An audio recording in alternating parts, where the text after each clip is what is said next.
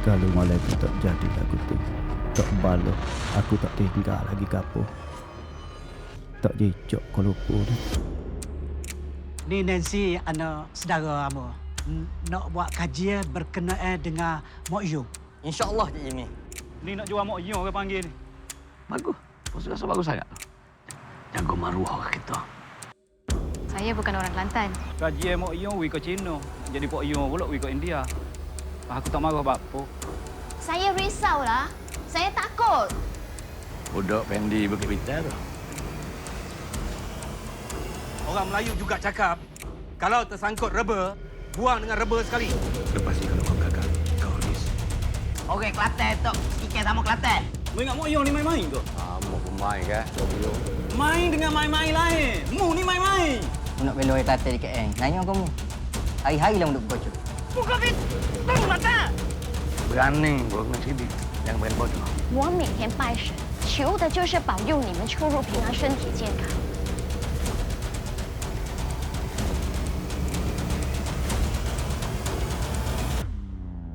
Siapa sebenarnya awak ni? Kalau bodoh Muhammad tu nama Mamak, musuh makilah Mamak. Menatai Mamak, celaka Mamak, beruk Mamak. Mu jangan duduk supoh atas nama Kelantan. Aku poh Kelantan menatai. Hai, tak rajin lagi hidup aku lagu ni, Mak.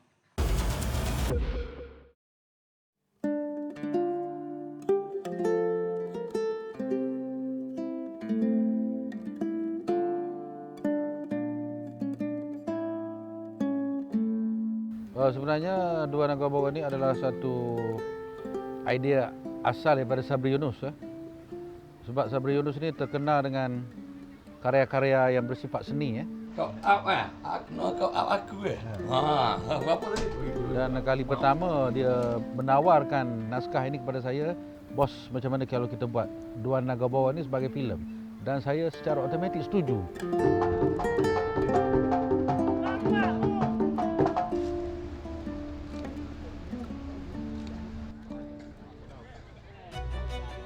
Naga Bogo ni adalah seekor ular, ular dari kelompok ular senduk, ular berbisa, warna hitam yang dikatakan menyembur. Ular ini dia menyembur. Sifat ular Boro ni sendiri adalah ular yang sangat berbisa dan misteri. Jarang sekali kita jumpa dia, tak macam ular-ular yang lain. Jadi begitulah sifat yang saya letakkan pada watak saya Tuan ataupun Ridwan ini. Okey, bangun. Woi! Pak Puan mau kena naik. Bos tu nak kenal lah. Ni bos tu tak ingat dia tu. Bagus. Bos tu rasa bagus sangat. Jaga maruah kita. Assalamualaikum warahmatullahi wabarakatuh. Saya Muhammad Asrul Faizal bin Kamaruzaman. Kalau dalam movie Dua Naga Bogo, saya dipertanggungjawabkan untuk memegang watak Duan. Dua Naga Bogo adalah satu watak yang cukup special bagi saya, cukup special. Dia menggabungkan dua elemen dalam hidup Duan, menggabungkan dua elemen yang besar, iaitu elemen kesenian, iaitu Mak Yung, dan juga elemen berani, jiwa yang berani, iaitu berani untuk bergaduh.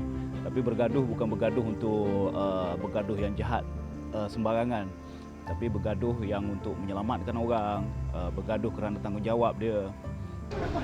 Ini scene yang mula-mula sekali Duan akan muncul. Ini pun scene mandi.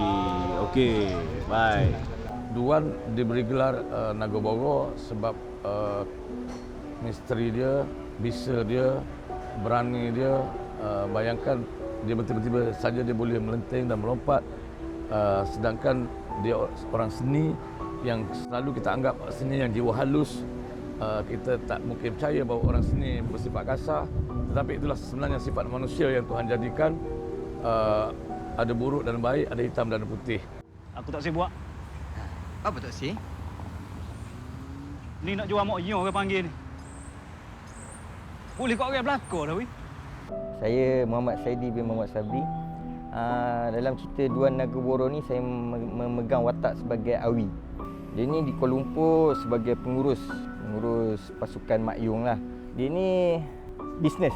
Dalam masa yang sama dia kenal seorang yang berpengaruh di Kuala Lumpur ni lah. Orang ni, Jimmy Ang ni, dia ada anak saudara yang baru balik daripada luar negara yang belajar tentang seni budaya Melayu ni lah. Jadi dia balik sini nak research pasal Mak Yung. Jadi dia kenal dengan Awi. Jadi Awi ni rasa kawan dia ni boleh bantu dia untuk menolong orang ni lah.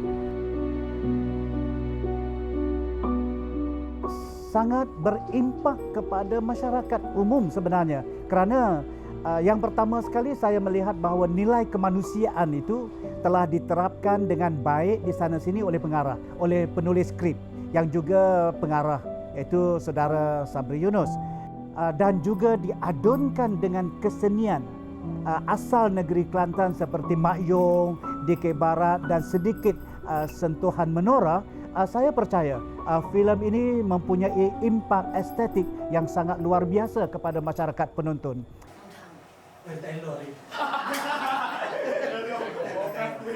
Tapi oleh kerana satu insiden, segalanya berubah. Anaknya kena keluar dari negara ini ke negara lain untuk melarikan diri dari bahaya ataupun melarikan diri dari orang balas dendam. Dan apabila dia pulang, segalanya berubah. Angeline takkan cerita dia berubah dari segi apa. Anda kena ikut filem ini. Nulik ni dia kawan kepada Duan yang telah berhijrah, terlebih awal berhijrah dekat Kuala Lumpur ni. Dia banyak terlibat dengan kumpulan gangsterism, tarik kereta. Itu kerja dia. Jadi bila Duan sampai sini tu, bila Duan sampai ke Kuala Lumpur tu, dia mencari Duan dan dia dengan Duan ni, masa sejarah dia dengan Duan ni, background dia, masa dekat Kota Baru lagi, dia dah selalu bergaduh bersama tu. Bukan dia bergaduh berdua, bukan dia berlawan, tapi dia satu tim. Selalu bergaduh. Jadi bila Duan ada sini tu, Nulik rasa lagi gagah, lagi kuat dah. Jadi dia membawa Duan tu. Alah janguk pula dah. Janguk apa? Jangan apa pakai seluar ni kau pergi telanjang ke? Mari.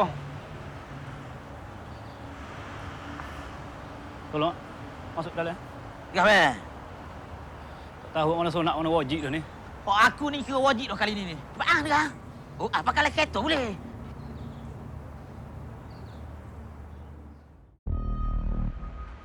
Kau jangan nak buat. Mula ni Kelantan. Hei! Muka tergapo saat ni? Ha? Aku nak bela orang Kelantan di KL. Nanya kamu. Hari-hari lah duduk berkocok. Aku bukan bela orang Kelantan. Aku bela maruah Kelantan. Aku mari sini nak jadi tok perang Mak Yung ni, bukan nak perang. Aku nak main Mak Yung, main lah. Aku nak kemu aku mai cari. Mu persa kerja wajib. Aku ni nak sunat. Mu ingat Mak Yung ni main-main ke? Mau main kan, Mak Yung. Main dengan main-main lain. Mu ni main-main. Awak faham ke dok gapo saya nak kecek? Boleh tueku lah gajo. Patik saya gajo. Patik kasih. Suka ke corong kan? Mu jangan duduk rupoh atas nama Kelantan. Aku buah Kelantan menata.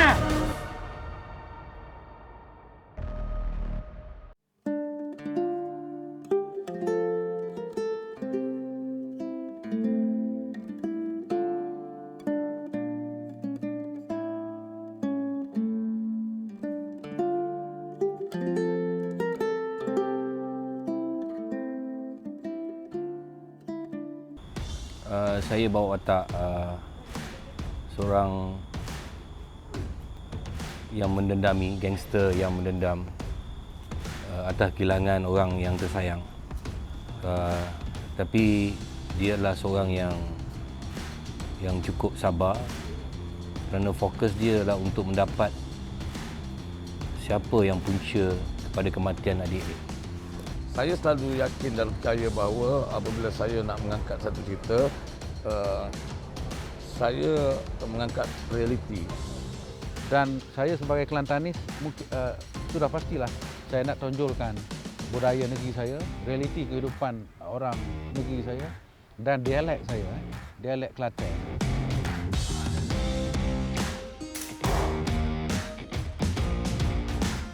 Comel je. juga sebab dia orang ni kecek Kelantan. So, nak masa dalam lakonan pun kita macam kadang-kadang kita terasyik pula nak dengar dia orang melontarkan dialog dalam bahasa Kelantan, rasa seronok sebenarnya. Salmi sebenarnya membawa watak Pak Yong. Pak Yong ni sebenarnya watak utama dalam permainan Mak Yong. Susah. Watak yang paling mencabar sebab kena kecek Kelantan. Tak pernah. Susah sebab dialog dia, skrip dia untuk Pak Yong ni sebenarnya dia walaupun bahasa Kelantan tapi dia bahasa lama-lama. Jadi itulah kena belajar bahasa Kelantan. Satu, logat Kelantan, lepas tu kena perform. Lepas tu dalam Mak Yong ni dia ada menari yang Sanggita tak kuat sangat mari. Dia kena jadi raja lah Pak Yong kan. So jadi buat Sanggita ni rasa ini watak yang paling mencabar Sanggita pernah buat.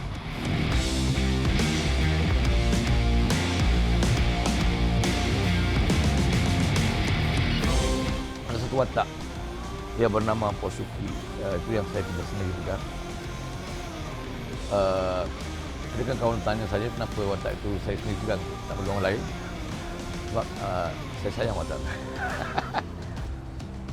Posuki ni seorang orang Kelantan yang sudah lama di KL, yang berniaga di KL, yang dianggap sebagai payung kepada orang-orang Kelantan di KL yang dalam dunia gedebe payung.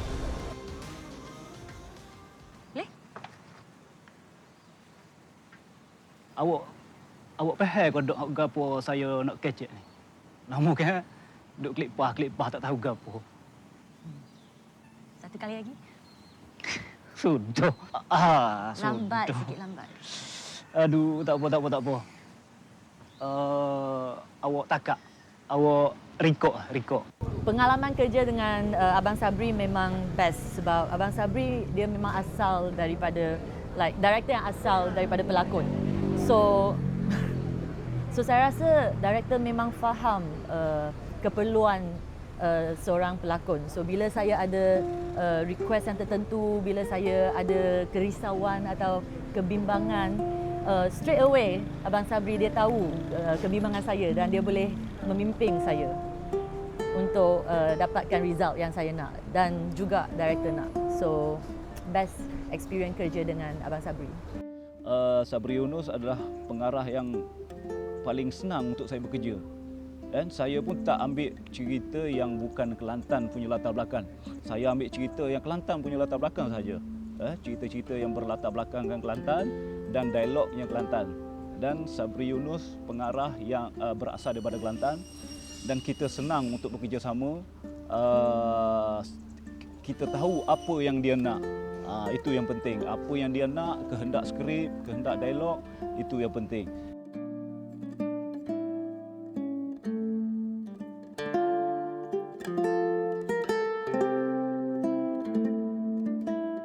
Selalunya dia akan buat filem ataupun cerita yang luar daripada orang lain, ya, tak sama dengan orang lain.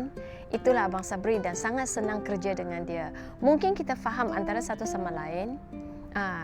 Dia memberi arahan, Angeline ikut arahan. Itu je. Pertama kali Sabri yang membawa saya ke dunia broadcasting sebenarnya. Sebelum tu saya main teater. Sabri ni dia seorang dramatis.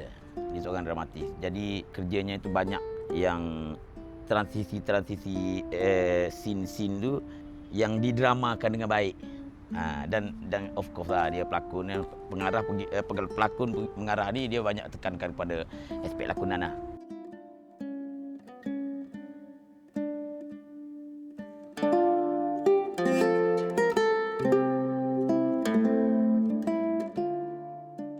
Saya sangat selesa bekerja dengan pengarah dalam keadaan saya gusar, bimbang. Beliau selalu memberi pandangan, meletakkan peranan saya di tempat yang wajar, kemudian memberi bimbingan, dorongan dan juga panduan yang banyak saya terima sebagai satu pelajaran yang sangat penting daripada beliau. Nak belok ke Kelantan di KL, nanya kamu. Hari-hari lah duduk bergocok. Aku bukan bela orang Kelantan. Aku bela maruah Kelantan. Gini, Wi. Biar aku balas dengan semua orang KL ni. Asal kamu jangan cari pasal dengan aku. Dengan Sabri Yunus, ayah saya lah. Ayahanda saya. Kira memahami dia. Apa yang dia nak tu. Alhamdulillah. Itu yang kadang-kadang buat dia senang bekerja dengan saya dan saya pun senang bekerja. Kat set bekerja, dia seorang direktor dan saya seorang pelakon. Saya dengar arahan dia. Apa yang dia nak, saya cuba buatlah sebaik mungkin. Director kita Angeline dah banyak kali kerja dengan dia, Abang Sabri Yunus. Angeline sangat kagum dengan dia dan rasa dia seorang yang sangat hebat. Dan cerita dia tak perlu Angeline cerita lagi kan, sebab rasanya orang Malaysia pun dah sangat kenal dia dan peminat-peminat dia dah tahu kebakatan dia, dia punya bakat, apa dia mampu buat.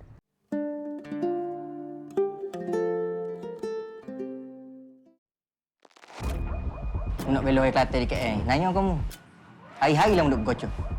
Aku bukan bela orang Kelantan. Aku bela maruah Kelantan. Kalau mari pending, mana katanya Kimung ni bukan kecil. Tak tahu mana sonak mana wajib tu ni. Oh, aku ni kira wajib kali ni. Faham tak? 5 tahun, Abang Fendi boleh tunggu, boleh sabar. Takkan sebulan lagi tak boleh. Kita mari ni bukan nak bincang. Tunggu, ya tunggu, dah tunggu!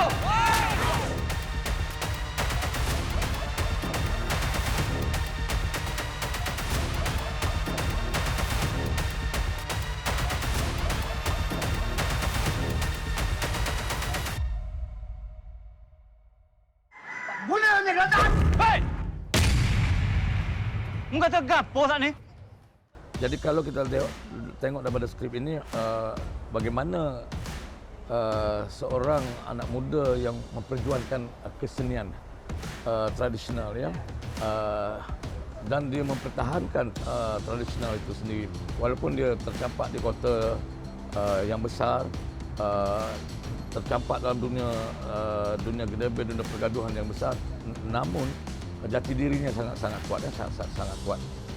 Satu lagi watak yang dibawa oleh sepupu dia Awi, di mana seorang pemuda yang memperjuangkan kesenian, yang melihat seni cara yang sangat berbeza. Kalau dua mempertahankan seninya, tradisionalnya, tetapi Awi mengatakan mempertahankan secara tradisional itu adalah membunuh seni itu sendiri. Jadi masing-masing mempertahankan sayang mereka pada seni dengan dua yang sangat berbeza. Ini satu perkara yang saya tekankan dan angkatkan dalam cerita Duan Naga Borok. Kalau kita tak ajar dia, mana dia nak kenal? Budaya, seni, bahasa kita. Kalau dia belajar seni, dia belajar semua sekali tu Mak Yung orang Kelantan. Aish, Jimmy Ang tu kan orang Kelantan. Anak saudara dia dari Kelantan.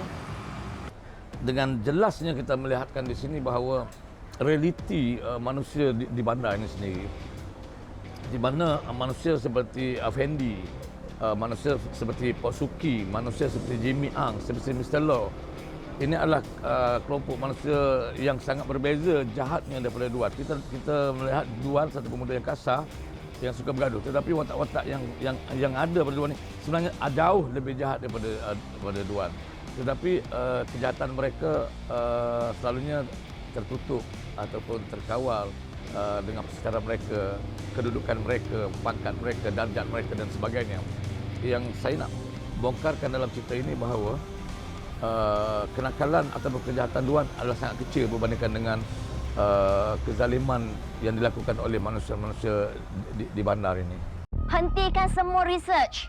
Mak Yong yang mengarut tu balik Australia. Kerja yang Nancy start, Nancy nak teruskan dan Nancy nak siapkan. Kenapa degil sangat ni? Ha? Tengok dia tu. Buat masa ni, biar saya saja yang jaga. Dia pergi mana pun dengan saya saja. Biar saya jaga Nancy.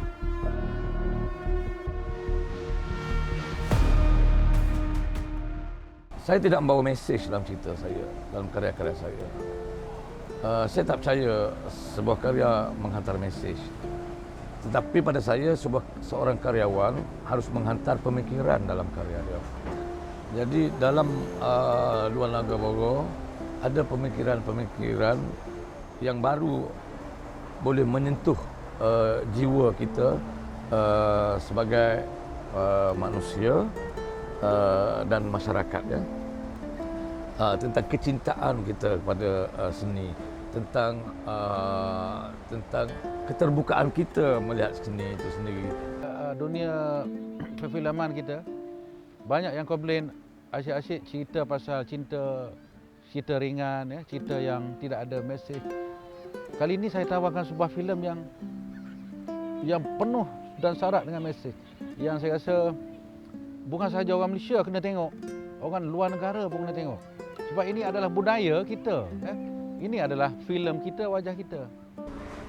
Dan saya harap khalayak tak kira di mana sekalipun, walaupun cerita ini tentang watak manusia Kelantan di Kuala Lumpur, cuma saya memilih saja latarnya orang Kelantan, makanya saya Kelantan, tetapi inilah watak manusia kita di Malaysia.